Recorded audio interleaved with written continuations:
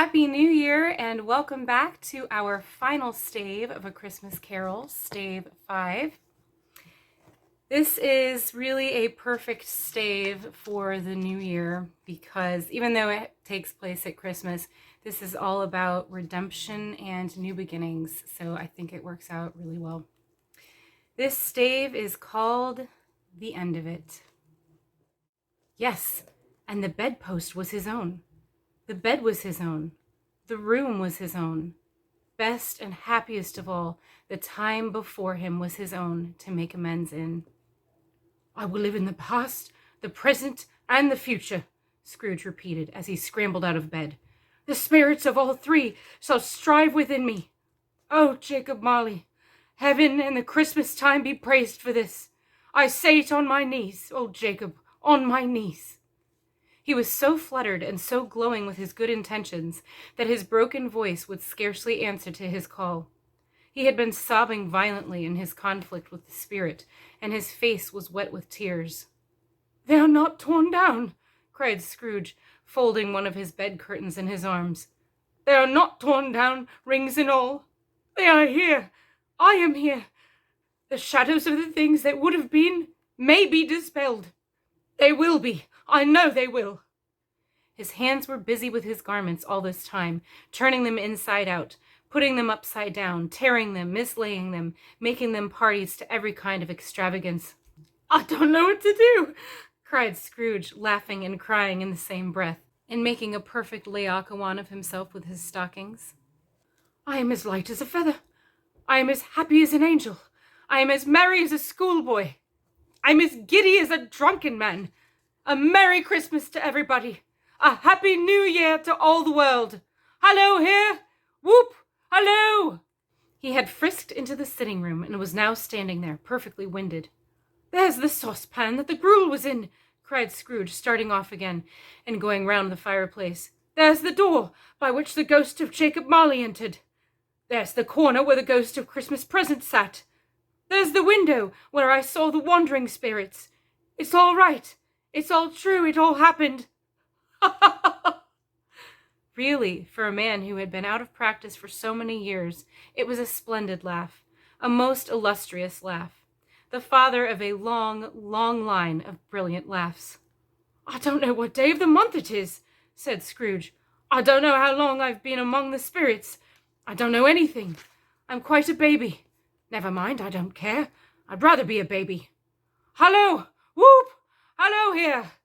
He was checked in his transports by the churches ringing out the lustiest peals he had ever heard. Clash, clang, hammer, ding, dong, bell, bell, dong, ding, hammer, clang, clash. Oh, glorious, glorious. Running to the window, he opened it and put out his head. No fog, no mist, clear, bright, jovial, stirring cold, cold, piping for the blood to dance for, golden sunlight, heavenly sky, sweet, fresh air, merry bells. Oh, glorious, glorious. What's today? Cried Scrooge, calling downward to a boy in Sunday clothes, who perhaps had loitered in to look about him. Eh? Returned the boy, with all his might of wonder. What's today, my fine fellow? Said Scrooge. Today? Replied the boy. Why, Christmas Day. It's Christmas Day, said Scrooge to himself. I haven't missed it. The spirits have done it all in one night.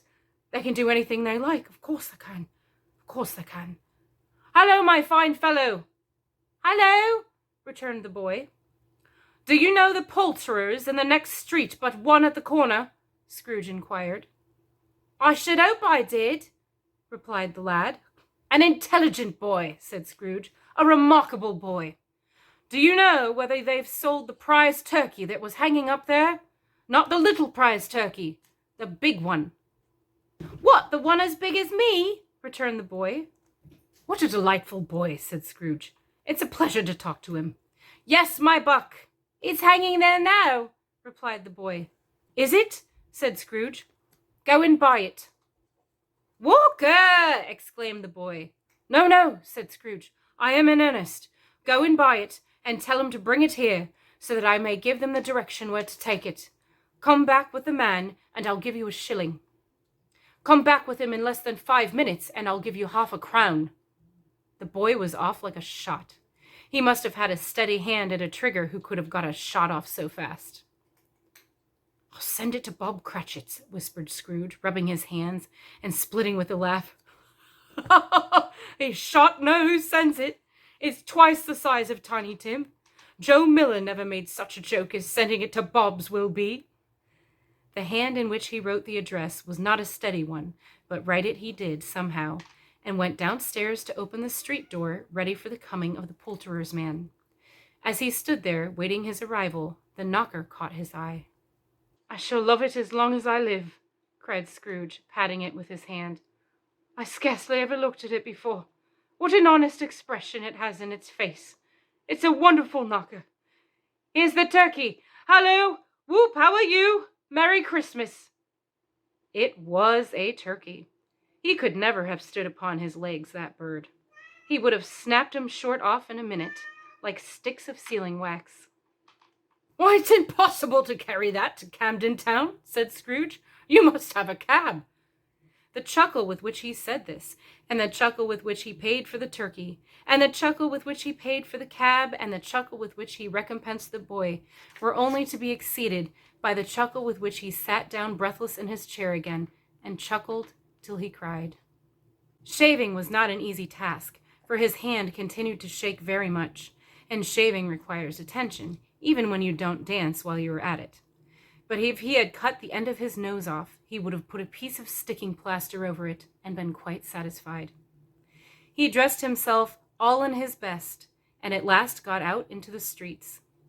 The people were by this time pouring forth, as he had seen them with the ghost of Christmas present, and walking with his hands behind him, Scrooge regarded every one with a delighted smile. He looked so irresistibly pleasant, in a word, that 3 or 4 good-humored fellows said, "Good morning, sir. A Merry Christmas to you." And Scrooge said often afterwards that of all the blithe sounds he had ever heard, those were the blithest in his ears.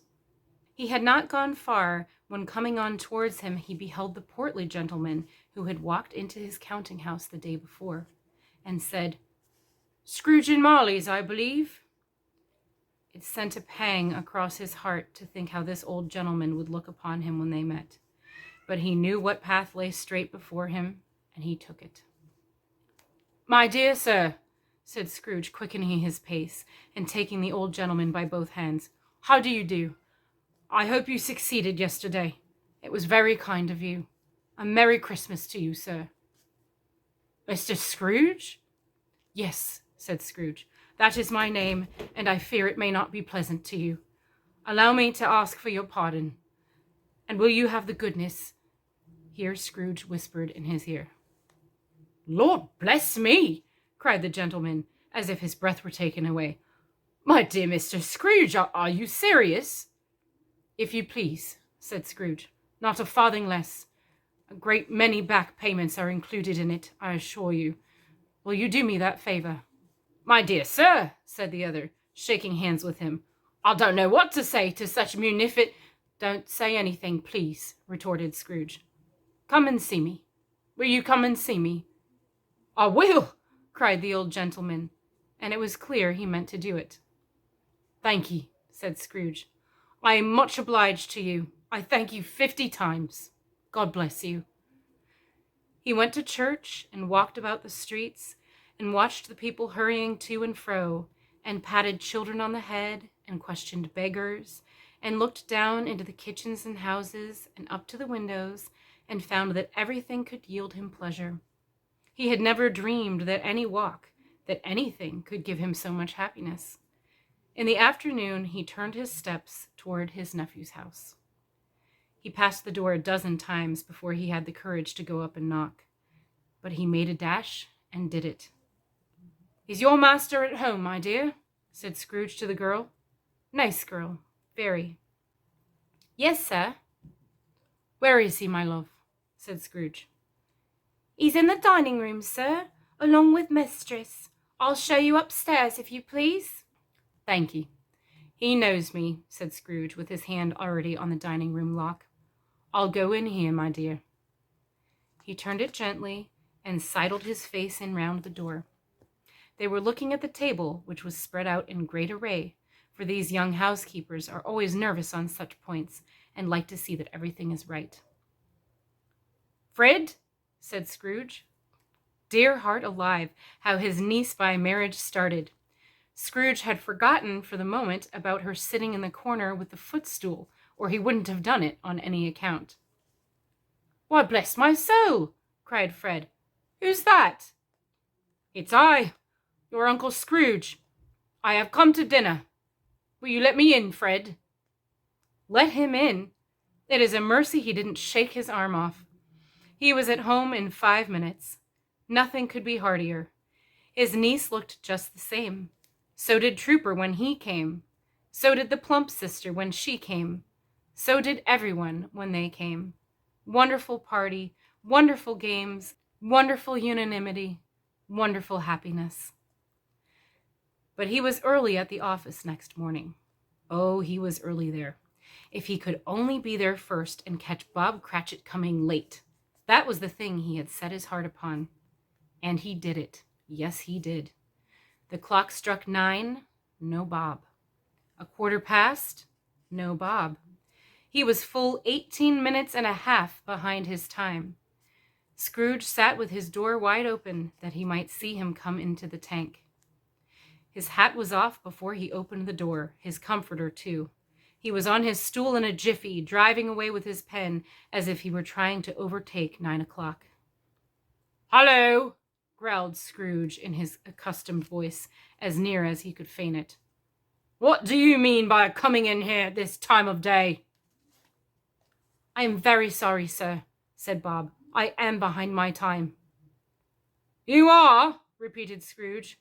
"Yes, I think you are. Step this way, sir, if you please."